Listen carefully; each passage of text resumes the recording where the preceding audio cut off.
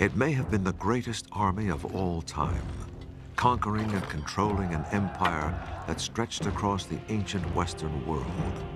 It was ruthless, disciplined, and feared by all, not just by its enemies, who died in their millions, but by its own emperors, who often paid the price of the army's wrath. And yet, these soldiers were builders as well as destroyers, helping to spread a culture that became the bedrock of Western civilization. What was it that made this army so dominant? How was it able to rule and reshape the classical world? And why did it eventually fall? This is the story of the Roman war machine.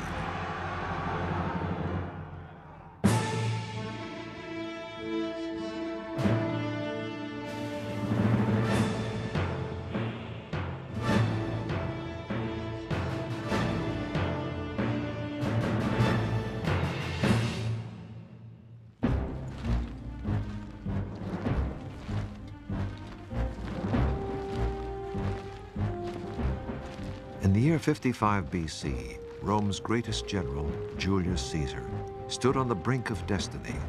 Already, the Roman army, with superior training, tactics, and determination to its rivals, had conquered nearly all the Mediterranean region. Caesar himself had already conquered Gaul, what is now France and Belgium. And he had even bigger victories in mind.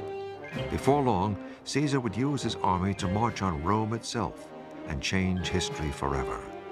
But first, he planned to invade a distant and mysterious island, an island known as Britain. Britain was unknown. It was a place thought to be inhabited by strange beasts, by savages that painted themselves blue, who offered children in sacrifice. This is like putting men on the moon. It has no military value, but it's something that you can say that you've done. You've been further than any Roman. In 55 BC, 80 Roman ships left the French coast, carrying Caesar and 12,000 troops across the English Channel.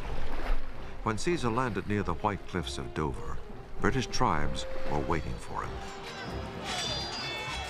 The Roman soldiers in full armor, carrying their weapons and shields, had to jump down into the water and advance onto the beach where there were thousands of Celtic warriors running around with spears and swords, chariots racing in and out of the water. It was a critical moment. Finally, he got enough troops onto the beach that they were able to push up and drive the Celts back. Caesar's army was able to penetrate only a few miles inland before a storm in the English Channel smashed Caesar's fleet, and he was forced to send for rescue ships to escape. But he returned the following year with 30,000 soldiers. The Britons fought him with hit-and-run tactics, but were no match for the legions. Their warfare was not designed for fighting massive armies like the Romans. It was largely small-scale, designed for intertribal warfare. They didn't have the experience of facing armies like the Romans. But once again, a storm in the English Channel forced Caesar to sail back early to the continent, with little to show for his two invasions. The two attacks that Caesar made on Britain in 55 and 54 BC were actually more or less military disasters. He was very lucky to escape because his fleet was twice wrecked by storms on the beaches. And in terms of success on land with his army, it wasn't his greatest moment. Caesar was anxious to leave Britain for another reason. In Gaul, now France, the tribes Caesar had conquered were planning a unified revolt. The Gauls elected a young chieftain to lead them. His name was Vercingetorix, which means great leader of warriors. He was only in his early 20s, but like Caesar, he was fearless and astute. He clearly had very, very powerful strength of personality in leadership. He, simply because of the discipline he was able to enforce on that very disparate Gaulish army, he managed to achieve some quite remarkable feats with it, just in terms of bringing it together, moving it around, and giving Caesar a very hard time. The Gauls handed Caesar his worst defeat. In a battle for the fortified town of Gergovia in central France, Caesar's army was driven back, losing 750 men. With the Gauls sensing Roman blood, a showdown loomed to decide the fate of Caesar, the Gauls, and Europe itself. Vercingetorix led his army of 80,000 men to the hilltop town of Alesia in Burgundy, which rises 1,500 feet above the plain. This was a tragic mistake. Caesar, arriving soon after with 50,000 men, decided to lay siege and starve his enemy. Nous sommes sur l'oppidum d'Alésia. We're standing on Alesia looking from the exact spot that the army of the Gauls did. When they saw Caesar's troops facing them, surrounding them in the hills and valleys to conduct the siege of Alesia. César, pour faire le siège d'Alésia.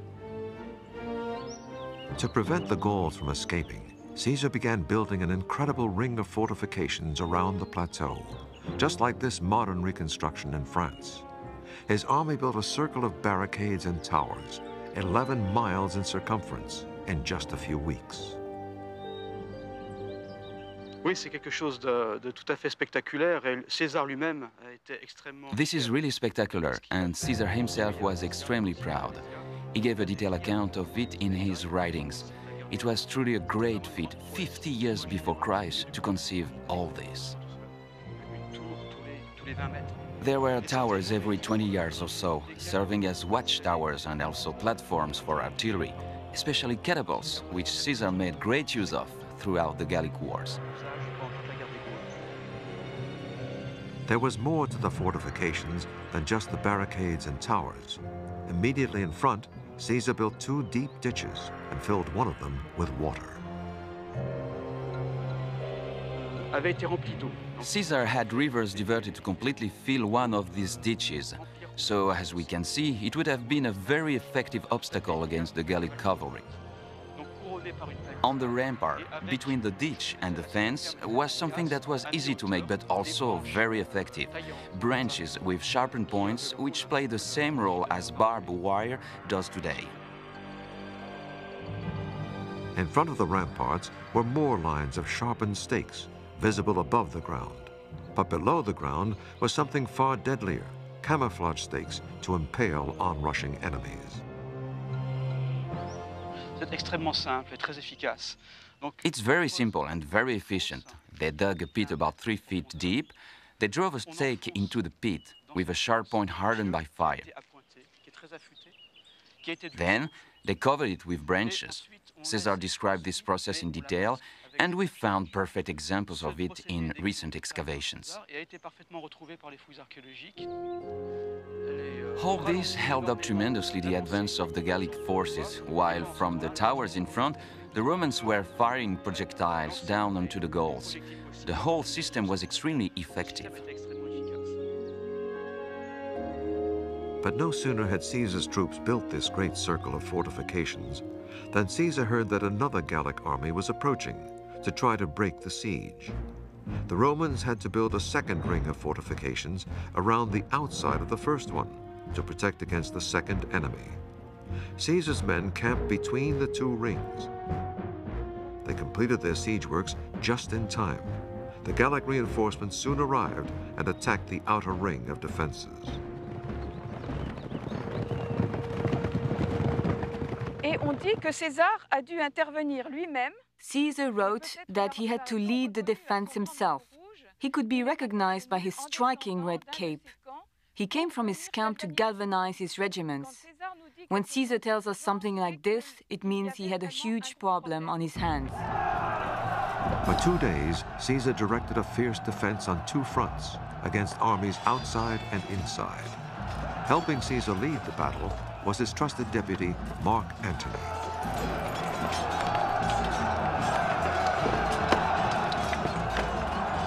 Gradually, the Romans got the upper hand, and the Gallic relief army started to panic and disperse. It just disintegrated in panic and ran, and his cavalry chased them into the woods. And of course, Vercingetorix was still trapped on the plateau in the stronghold. Vercingetorix and his men had no food left, and there were reports of cannibalism. Vercingetorix sent word of his surrender to Caesar, then rode out to appear before him and sat at Caesar's feet. He was led away and sent to Rome as a prisoner, where 6 years later, during Caesar's victory celebration, he was ritually strangled.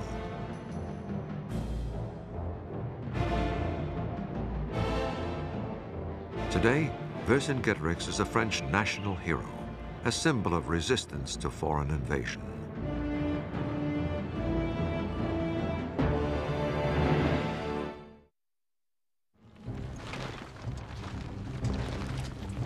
By 50 BC, Caesar's campaigns in Western Europe had lasted 9 years, leaving Caesar wealthy and in charge of a dedicated, battle-hardened army. His next great target would be none other than Rome itself, and his former partner in the ruling triumvirate, the general Pompey the Great, would be his enemy.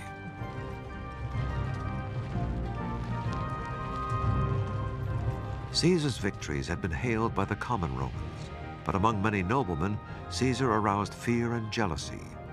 He stood as a threat to their own ambitions to control the empire and its wealth. The consequences were almost inevitable.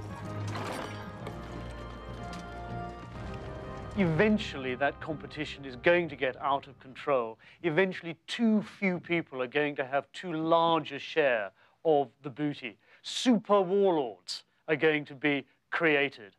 And civil war, as happens in the 1st century BC, will eventually break out between 2 or 3 of them.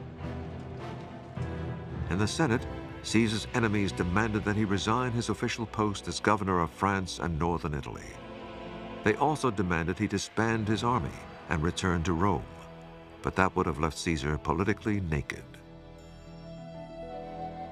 If he returned to Italy, his military command would expire, and he would then no longer have the protection from prosecution which was given by actually being in office. So he would have been extremely vulnerable personally had he gone back to Italy. Caesar offered to disband his army if he were made consul of Rome, but the Senate said no. Meanwhile, the Senate authorized Caesar's rival general, Pompey, to raise extra troops to defend Rome. Caesar was now ordered to disband his army. Instead, in 49 BC, he advanced to the river Rubicon, the legal boundary no commander could cross without the Senate's permission. They must have known when that ultimatum was issued that it would have been unacceptable to Caesar. And so famously, with those words, "Let the dice fly high," Caesar crosses the Rubicon and begins the civil war. Caesar marched his army towards Rome, and many towns received him with open arms. 80,000 volunteers joined him on his march to confront Pompey.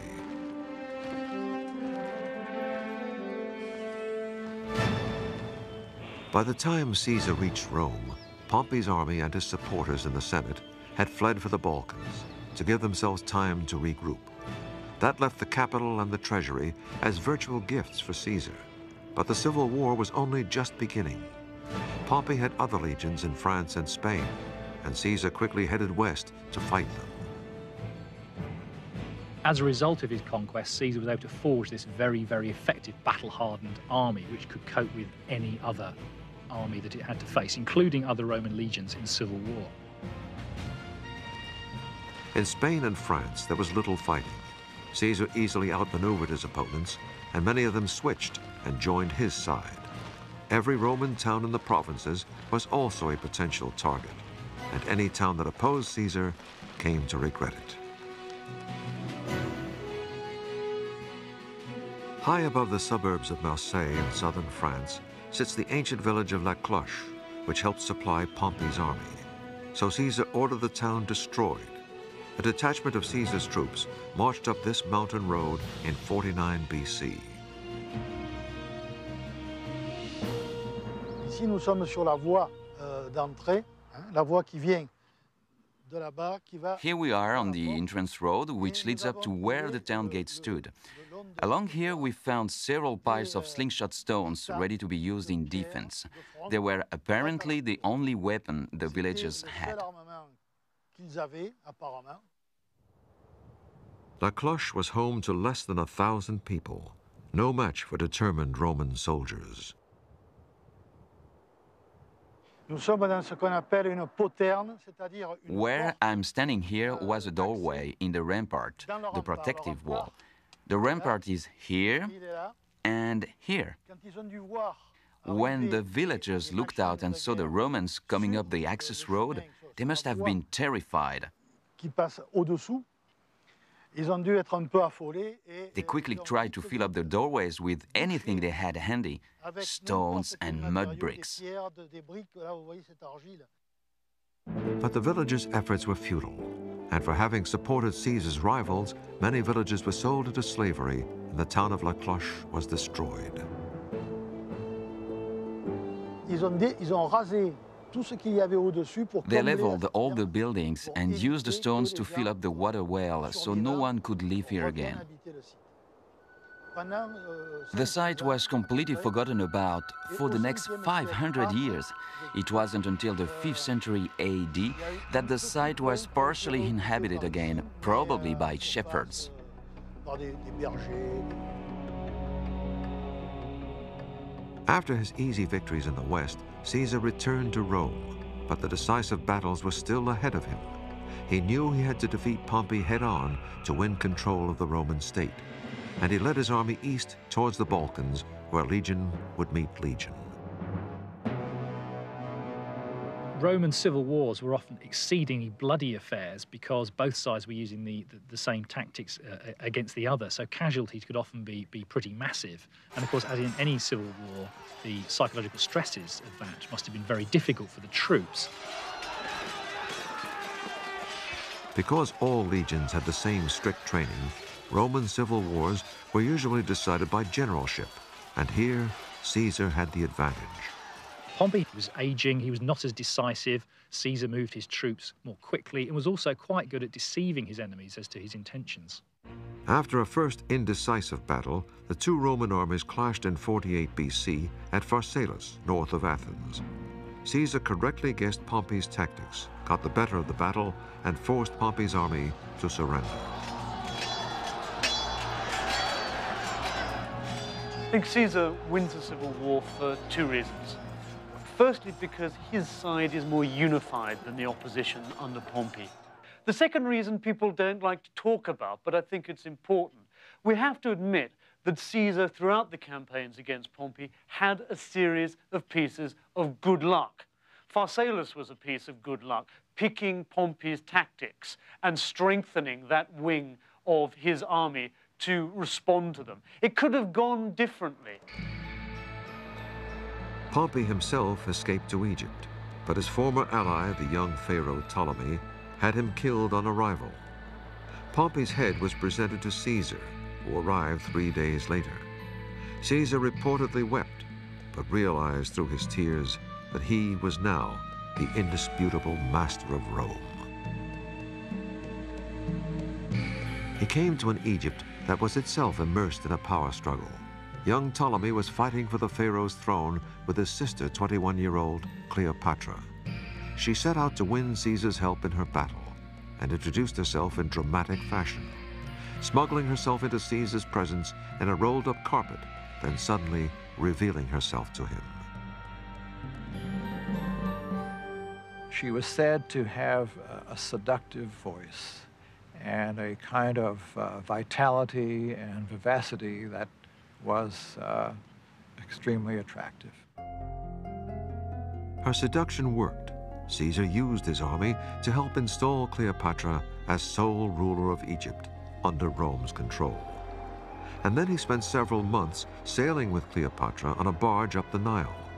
He claimed he was safeguarding Rome's interests. Egypt was vital if Caesar was to contain control of Rome and of the Eastern Mediterranean. Cleopatra, too, was looking to retain her position as Queen of Egypt. A wonderful coalition of the political and romantic. When Caesar finally returned to Rome, his victory procession was perhaps the greatest the capital had ever seen. That night, Caesar treated some 200,000 citizens to a huge banquet.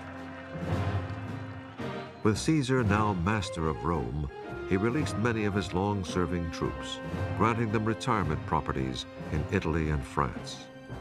But before very long, they would be called back into service to avenge their murdered general.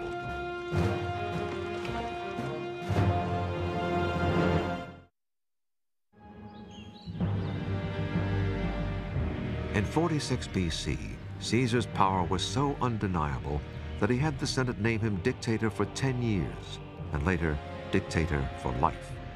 But many Romans, with their republican tradition, abhorred this move, and jealousy among his rivals reached fever pitch. On the Ides of March in 44 BC, a group of senators attacked Caesar as he arrived for a meeting, stabbing him 23 times. Caesar fell dead, ironically, below a statue of Pompey. He'd become too far ahead of the other competition. The only way to attempt to return things to normal was to eliminate him. In the years before his assassination, he'd begun to assume some of the attitude, some of the regalia, some of the titles of the Roman gods. He was murdered, in a sense, to show that he wasn't a god, in a last-ditch attempt to return the Roman state to a republic. Caesar's murder opened the door to more civil war. On one side were Caesar's assassins and their supporters. On the other, those loyal to Caesar, including his designated heir, Octavian, and Caesar's deputy, Mark Antony.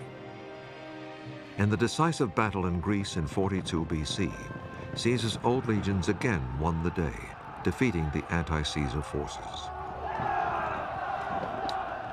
Octavian and Mark Antony now shared rule of the empire between them. Octavian ruled the west from Rome, and Antony the east from Egypt. But Octavian wanted all the power of Rome for himself, and Antony's very public love affair with Cleopatra in Egypt gave Octavian the propaganda tool he needed to turn Rome against his co-ruler. It also allows Octavian to portray Antony as the unmanned Roman, the man who sybaritically on the banks of the Nile sails in scented sweetness with Cleopatra, when he should have been out there like any proper Roman, parading his troops, exercising on the parade ground. Inevitably, it took another civil war to resolve the power struggle. The pivotal battle came at sea, near Actium on the Greek coast in 31 BC. Most of Antony and Cleopatra's fleet was sunk, and Antony's land legions began defecting. Antony and Cleopatra themselves escaped, but fearing their treatment by Octavian, they both committed suicide.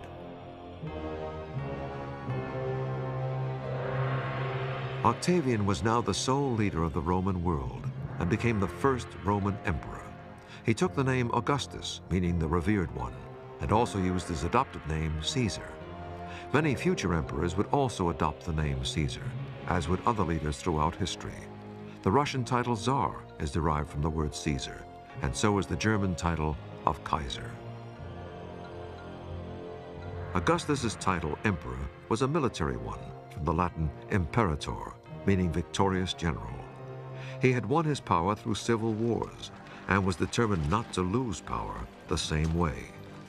He completely reorganized the Roman army, forming it into 28 legions of about 5,000 men each. He also made military service more permanent, having soldiers sign up not for 6 years, but for 20 years, and later 25. In return, soldiers were guaranteed 14 years' pay on retirement. He keeps the idea of the legions, but he makes them for the first time permanent standing regiments. And they last, some of them thereafter, for about 500 years. To make the soldiers loyal to him personally, instead of to their generals, Augustus paid the soldiers' wages directly from the imperial treasury. He also paid them annual cash bonuses and frequently visited the armies in the field. There was an oath taken by each soldier every year to the emperor personally. In addition, the Emperor Augustus and the subsequent emperors controlled all aspects of the military. All promotions, although of course actually might have been done locally, had to be approved by the emperor. Augustus also created a whole new branch of the army, the auxiliary regiments, made up of non-citizens with specialist skills that the Romans didn't have. They weren't very good archers. Generally speaking, they were not very good cavalrymen. So they would tend to recruit from people who did have those skills. The Romans had often used foreign mercenaries, like archers and horsemen, for specific campaigns. But Augustus recruited non-citizens to auxiliary units for 25 years. After their terms, they were granted Roman citizenship, meaning their sons could join the legions. This kept the Roman army vigorous, with a constant supply of new blood. Over time, the ethnic makeup of the army changed dramatically. Under Augustus, the legions were 65% Italian, but a century later, the Italian proportion was less than 1%. However, that didn't change the discipline and nature of the army. Many of its officers are still coming out from Italy. There's a strong continuity, but it also draws on the strengths and the abilities of all of those provincial peoples who were themselves becoming Romans. They were acquiring Roman citizenship. So it's still very much a Roman army, but it's Rome that's changing. Another change Augustus brought in was the abolition of marriage for any soldier under the rank of centurion. Soldiers, he reasoned, were more efficient if they were wedded to discipline rather than wives. There's a brutal side to this. Augustus is making sure, by disconnecting his armies with the local population, that those armies will be prepared to put those people to the sword if that's necessary. But in reality, this rule didn't work. Many soldiers kept common law wives and children in nearby towns, which was tolerated because the sons made good recruits. Sometimes on the frontiers, families lived inside the forts, as evidence is shown at Vindolanda Fort in northern England. You've got the womenfolk, the married soldiers. Some of them are certainly living inside the barrack buildings. I mean, in the early barrack building we looked at, there was quite a lot of women's footwear, babies' footwear, and so on. And it would appear that, as in later armies, a number of rooms in the barrack buildings were allocated to married soldiers. Augustus kept his legions busy, gradually expanding the empire. But expansion could exact a heavy price, as Augustus found when he tried to conquer Germany. The Romans had built 50 forts along the Rhine, including one reconstructed here at Xanten in Germany, as bases for their campaign. By around 7 AD, the Romans controlled Germany right up to the Elbe River, and Augustus put a man, better known as an administrator than a general, in charge of Roman operations in Germany. He was Quinctilius Varus, the husband of Augustus's grandniece, and he was given command of the 5 legions in Germany. But German tribes were planning a revolt.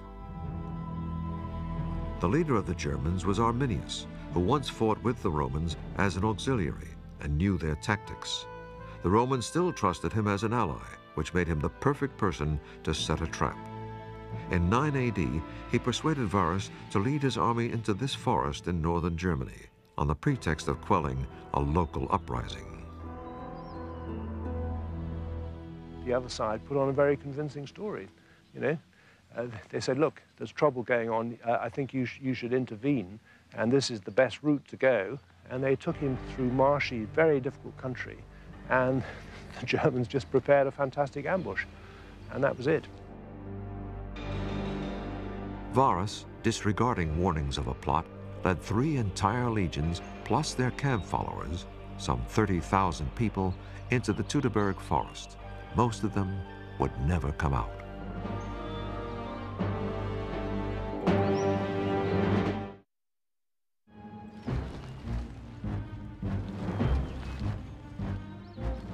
When the Roman commander in Germany, Varus, led his 3 legions into this German forest in 9 AD, he was walking into one of the worst ambushes in history. It began to rain, and they were making their way between the mountain on one side and the marsh to the other side. And then came the initial German attack, which was launched by spears from some distance at first, which killed quite a few of the Romans and put them into confusion. The German warrior Arminius had caught the legions at their most vulnerable, hemmed in, unable to use the tactics and discipline that made them so powerful on open fields. Imagine the scene in this forest 2,000 years ago with the Romans trapped here in the pouring rain, the pandemonium, the wagons overturning, the cavalry horses stampeding, the Roman women and children crying and shrieking as they died. The battle raged for 3 days, and the Romans were annihilated. Of the 30,000, only a few hundred escaped. Varus himself committed suicide along with his top officers rather than fall into the German hands, and probably with good reason, because the Germans, in fact, treated the captured Romans in a very barbaric fashion, burned them alive, and so forth. Varus's head was chopped off and sent to Rome. There was panic in the capital, with fears of barbarian invasion. That didn't happen, but the defeat was a terrible blow.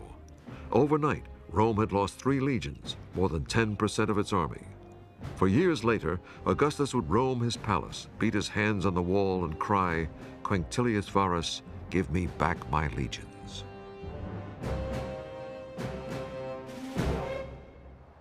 The exact battle site was then lost to history until 1987, when an archaeologist, using a metal detector like this one, found dozens of buried Roman coins here. None of the coins was dated later than 9 AD, meaning they were almost certainly carried by Varus's legions. Also uncovered were medical instruments that fell idle during the massacre in the forest, and a cavalry mask that bore silent witness to the slaughter 2,000 years ago. Rome's expansion plans east of the Rhine were put on hold. In fact, when Augustus was dying in 14 AD, he urged his successors not to try expanding the empire any further. But the Romans had become too fond of conquest to heed that advice.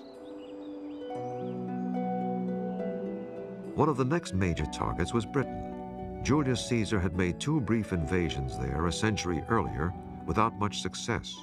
But in 43 AD, the Roman army invaded in earnest.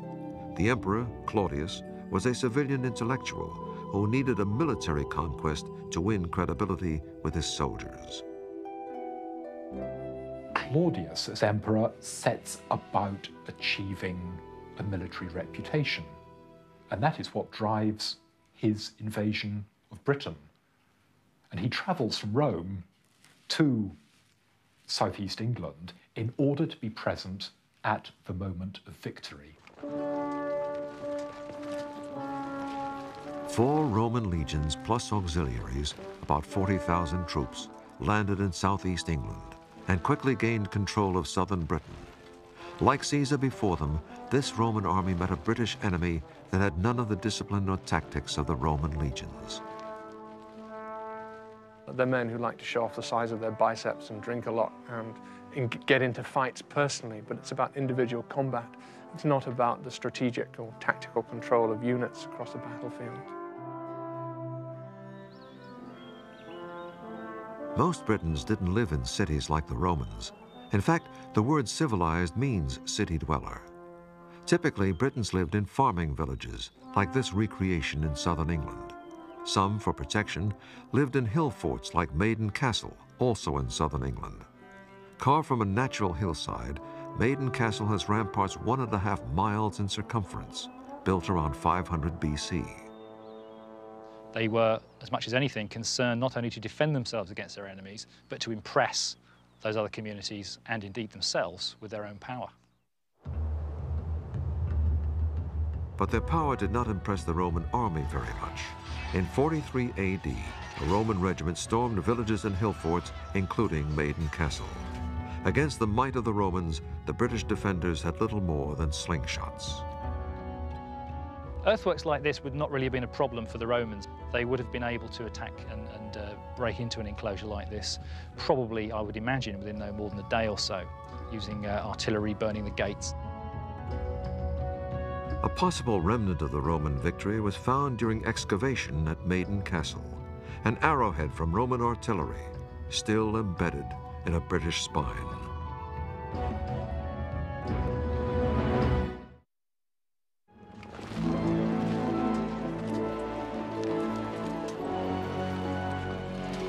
As the Romans advanced in their conquest of Britain, they sometimes met fierce resistance, but usually won without heavy losses. But one British commander pushed the Romans to the edge of disaster, and that commander was a woman. Queen Boudicca's kingdom in eastern England was annexed by the Romans, but when she resisted Roman rule, soldiers flogged her and raped her daughters. This set off a tremendous revolt by British tribes in 60 AD, led by Queen Boudicca herself.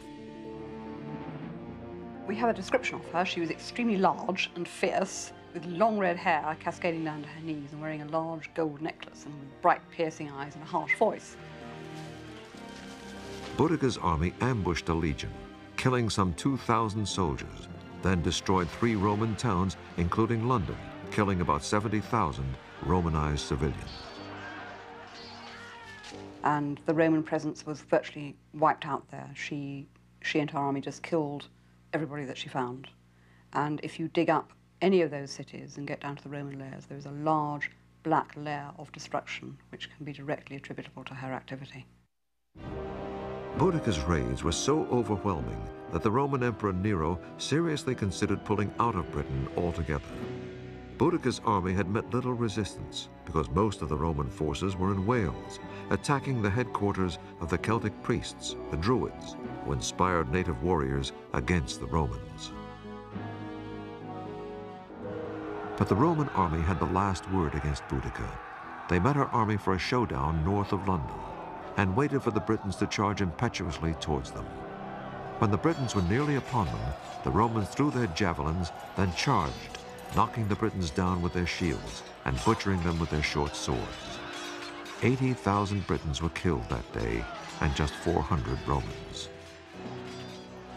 The usual problem that the British had encountered, that their simple battle tactics, single-line charges, are not sufficient to deal with the extremely well-organized Roman legions. Queen Boudicca and her daughters committed suicide rather than await their fate at Roman hands. The Boudiccan revolt did little to slow the Romans. 20 years later, they had conquered nearly all of what is now England, Wales, and Scotland. After conquering Britain, Rome also expanded the frontiers at the other end of its empire, adding Arabia to its Middle Eastern provinces in 106 AD. This ability to conquer territory as different as windswept Scotland and the Arabian desert showed the great adaptability of the Roman army. Operating in deserts is very difficult, even under modern conditions, as our soldiers in the Gulf War can testify. In ancient times, it's quite remarkable. The Romans developed means to move food, water, by donkey, and sometimes by camel, over long distances in the desert. Also, the use of depots and supply bases was a key to the Roman logistical system. And they were able to organize these supply lines over reasonably long distances and even into desert regions. One of the ways the Romans defeated these peoples, such as the Numidians or the Arabs, was by using local soldiers as auxiliaries. So they would use Numidian troops, use Arab troops in order to defeat these peoples themselves. Rome's empire in the Middle East included ancient civilizations, not just Egypt, but also Jerusalem and the rest of what is now Israel. And further east, the great trading city of Petra in Jordan, whose awe-inspiring tombs were carved directly from the rock.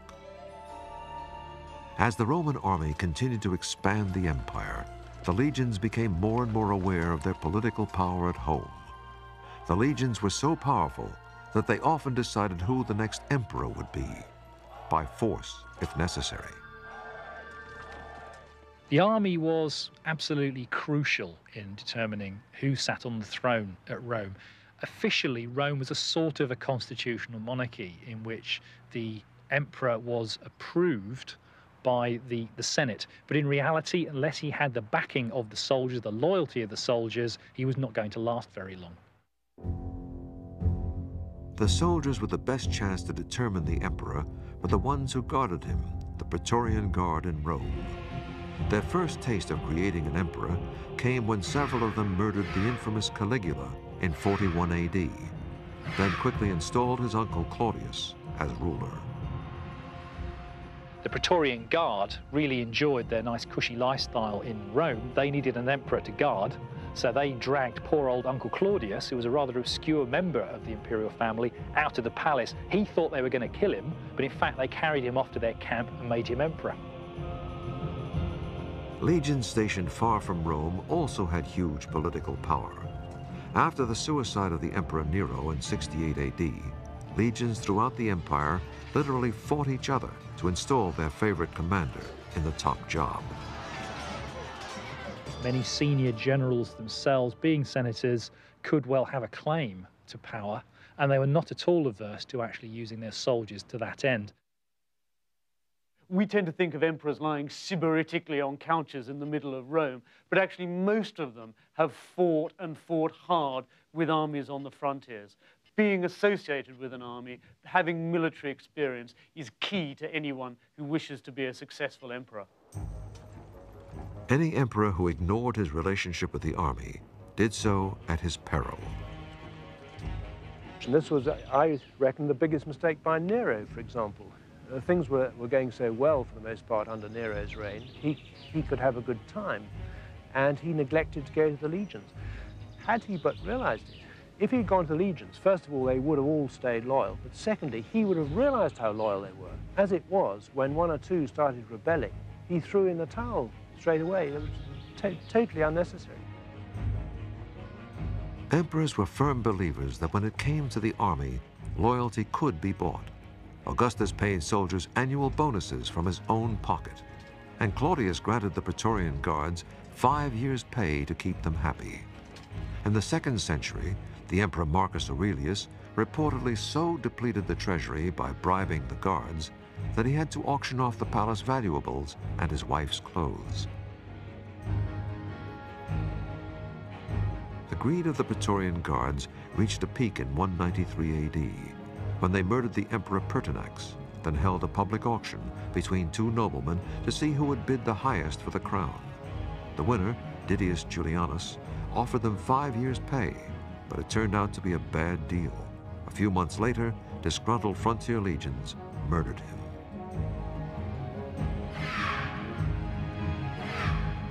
The power of the Roman army to determine who sat on the throne was something that would haunt the empire throughout its history. In the centuries to come, internal wars between legions wanting to win the emperor's crown for their own commanders would badly weaken the defense of the empire and make it vulnerable to decline and fall.